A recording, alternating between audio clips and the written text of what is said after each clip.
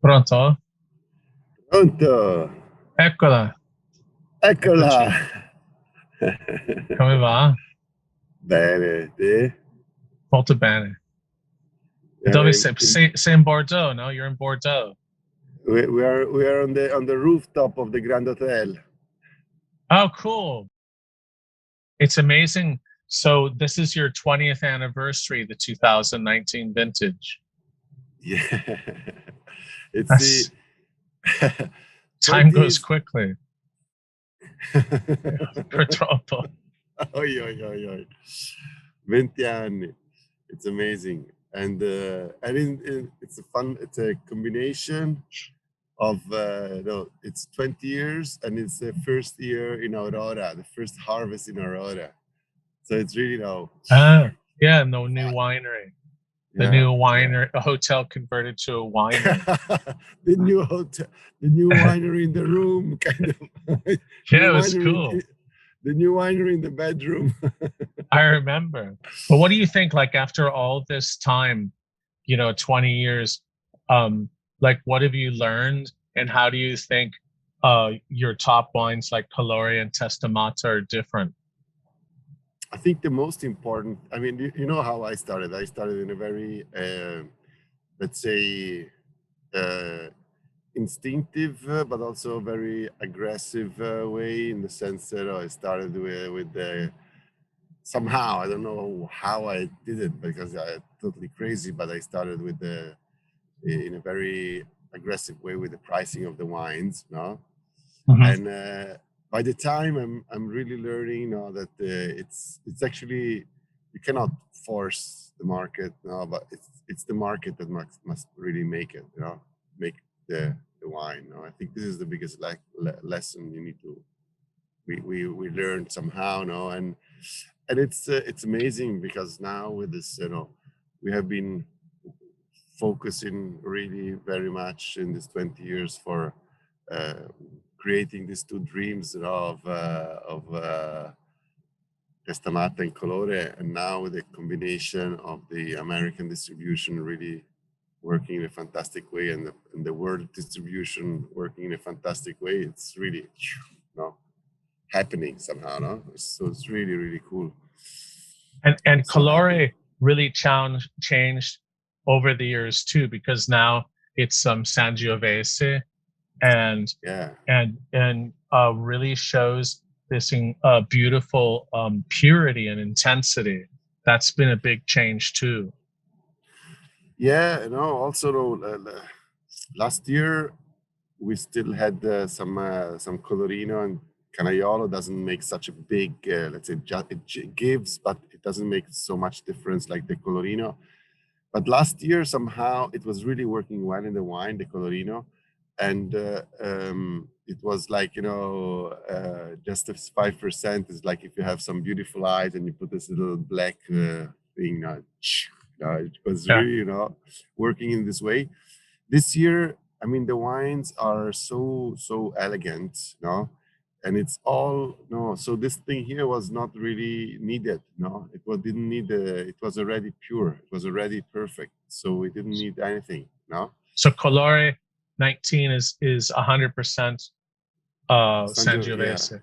It's the first time, it's the first time it's 100% Sangiovese, and this it's fantastic that together with this 19 vintage, we have had this really dramatic 2017, and then 2018 it took some time still. I mean, I was really worried. It took 2-3 years for the vines to recover, and in fact in 18 there was still like 30-40% less production due to the time to recover.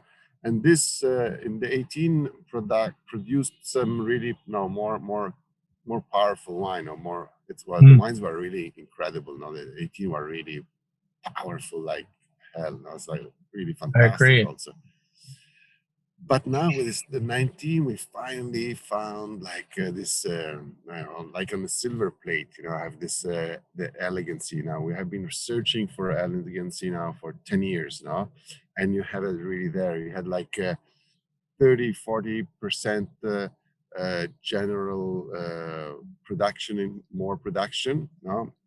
The vineyard in Lamole was crazy. In 2000, normally it produces around 3 tons of grapes.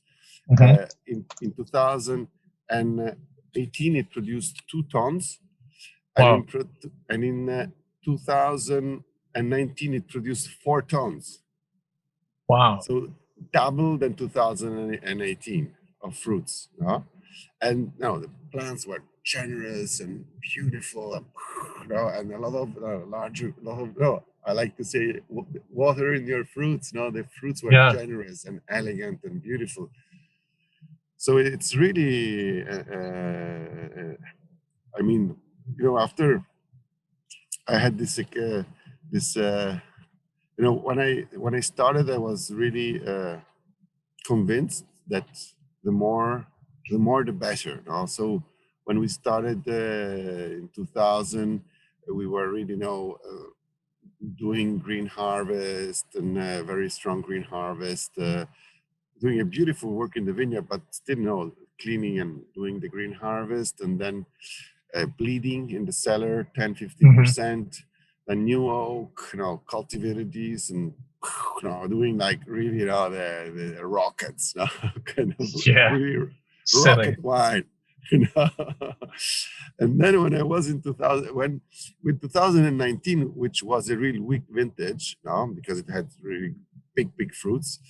I mean, the wines were like you couldn't concentrate now. So the wines were really transparent, but they really, so all the people that were working with me, they were saying, you cannot do Testamatta. This is not Testamatta, But I thought it was so I thought it was so beautiful that I said, what the hell? I mean, the grapes gave me, the vineyard gave me this, I do it, And then I was going around, I was going around the year after with the 2010 vintage. It was again a vintage where we left like 600 grams per plant and really, high intensity. Oh yeah, small yield, Small yield. And I was going around with these 2 bottles, one, really super powerful 2010 with huge scores and fantastic wine, potential of aging and everything. And then I was going around with the 2009, low scores and this transparent wine, and everybody was saying, fantastic, 2010 is fantastic, 2010, give me two cases of 2009. Yeah. What?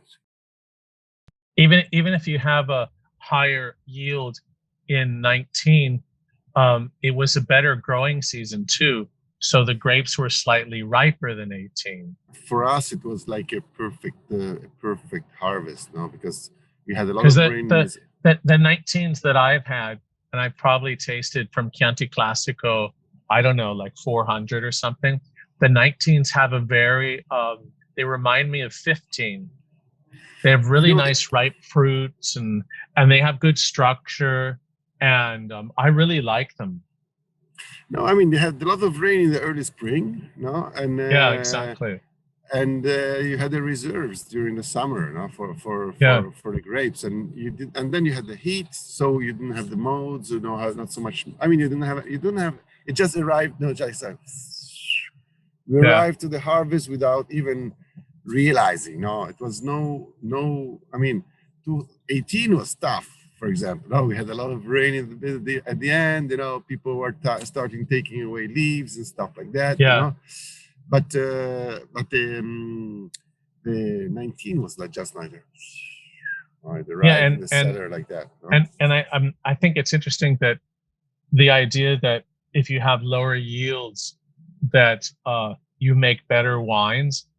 I think just the fact that that you made excellent wines in 19, that just proves a point. So that's not necessarily the paradigm anymore, that is small yield, great wines. That's not the case. It's not as simple as that. Not at all. It's not. This is not. You took the right word. It's not as simple as that.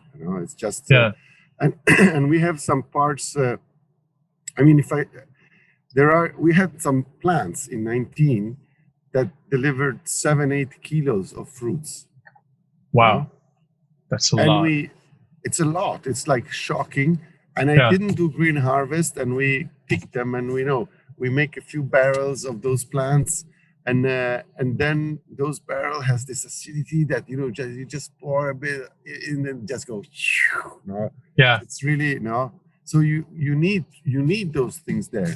You just need to play with them in the right way. And then there is also another element which is really unique. It's that suddenly we have time. We cannot travel. So true. so we have had 6 months time to play with the wine, all the possibilities and other things. Interesting. It's like blends and think about it. the blend and think about it and rethink about it and then change everything again. That's and really then, interesting. So it's like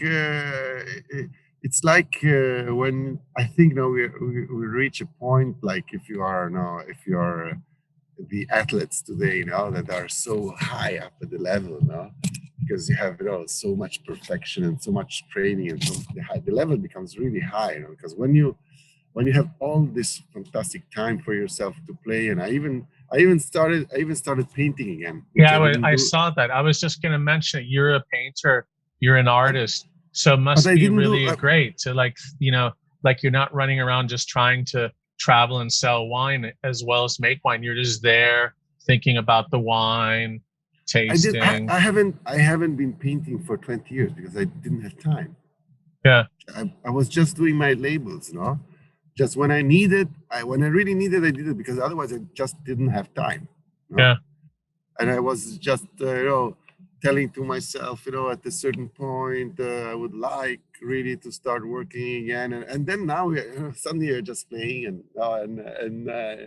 and doing it, and it's just there, because you have the time. Bibi, tell me one thing. So, what's the difference on the fruit sourcing between Colore and Testamatta in 2019?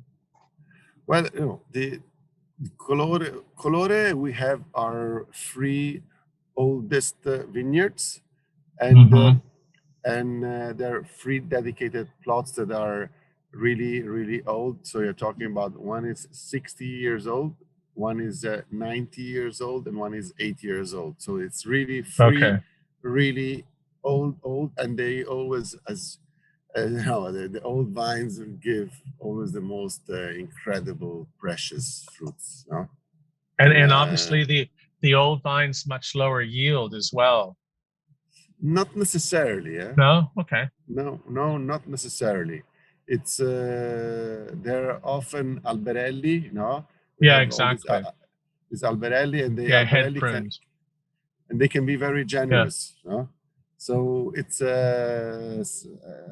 one of those plants that were delivering 7 kilos of fruits was an alberello of 80 years. Okay. So the Colore for me is slightly more pure, like really incredible purity in 19. You taste it and you're almost just like, well, this is Grand Cru Burgundy almost. I know it sounds crazy, and then the structure, the tannins are just all there across the palate. It's like you took a paintbrush and you just went across the palate, the canvas, and it's like you feel the tannins, but you don't see the tannins. It's like pure, no? Yeah, exactly. Yeah, it's and then do you see the crazy balls? Yeah, I really like them. They're really cool. We dress them up for a party. It's like it's sort of like 60s or something, 60s, 70s. It's going to be one-off. So this is going to be just a party bottle, and then we go back to our labels. So it's going to be it's going to be just a party label. So it's also very cool. It's also a bit fireworks, no? Yeah, because we we have been doing fireworks for 20 years now. Now it's a good time for the party of fireworks. I really like it. And so Cool, eh? is production then is it slightly higher than normal, or is it normal? I would say it's slightly higher. Plus, we took some new vineyards. Now we took the Okay. vineyards up in Fiesole, so we took another 12 hectares in our Wow. yeah.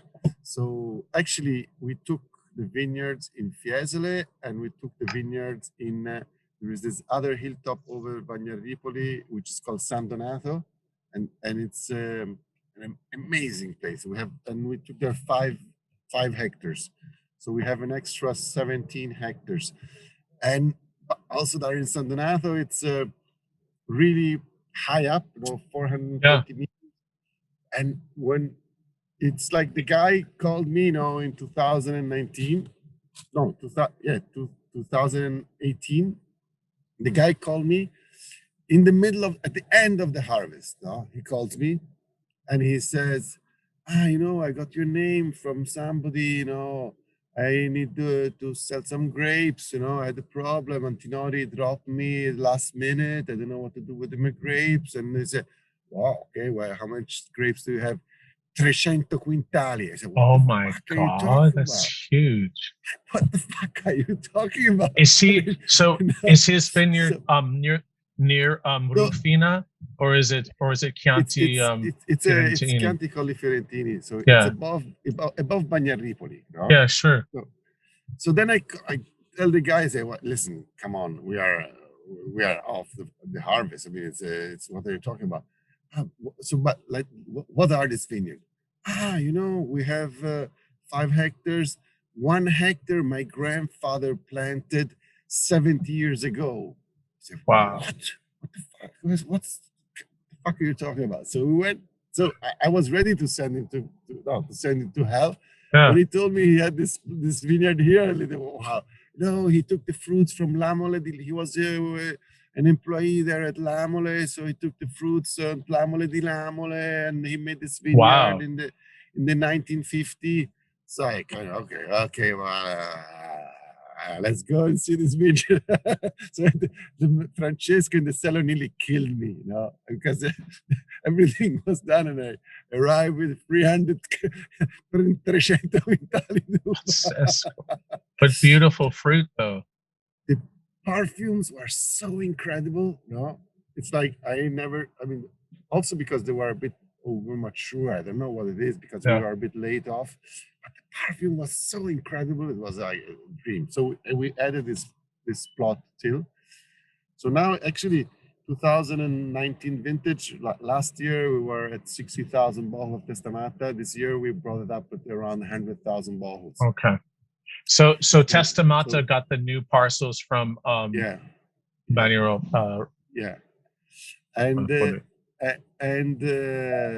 But really amazing. And also the lands up in Fiesole are incredible. We got this 12 hectares. They are up at 500 meters or around, and you can see the Dome of Florence from there. It's kind of pazzesco. And really old vines also there in Fiesole. We have vines that 60 years old, stuff like that. And also some newer parcels in Fiesole. The vineyard we rented in Fiesole, there are also some newer parcels, but they're really high up in the mountains, and in a very cold, windy place. So it's very, very, very special fruits coming. Also, amazing. It's funny. I must look forward to seeing it. In 2020, we started harvesting. This is talking about not 19. I'm talking about 20 now. The last harvest, we started harvesting. In Siena, so south from Siena. We went over all the hilltops. Castellina, Greve, Panzano. Then we had the hilltop in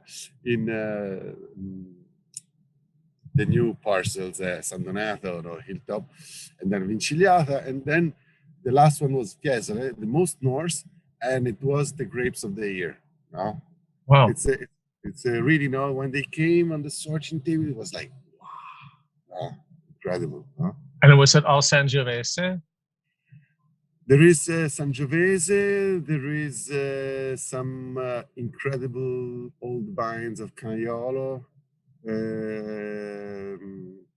Then there are, in the new plantations, the last plantation that they made in the early 2000, there are just a few rows of Merlot and stuff like that, but just really like 4 rows, Yeah. So we see if we're going to convert them to Sangiovese or I don't know, we see whatever. Yeah. Okay, listen, Bibi, I better go, and I know you have to drive home, but thanks for the conversation. And for me, I thought both wines were fantastic, but I really like the Colore this year. There's a real purity and length.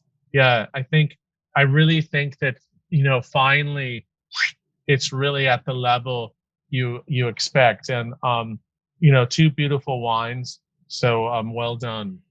I think, we are in a really crazy moment, because we have been here now for 1 week in Bordeaux now, and everybody, it's like it's the brand of the moment. Now you feel all over the fucking world is like electric, and everybody's asking for more allocation. We want to have double allocation. We want to have double allocation. Everybody's like, and the customer are asking the wines from all over the world. It's like, really the momentum now. So if we manage to, now we go. Okay, carissimo. Right. Okay. Okay. Well, have a good trip, and we'll catch up soon. Send me the bottle. Ciao, James. Bye. Ciao. Ciao.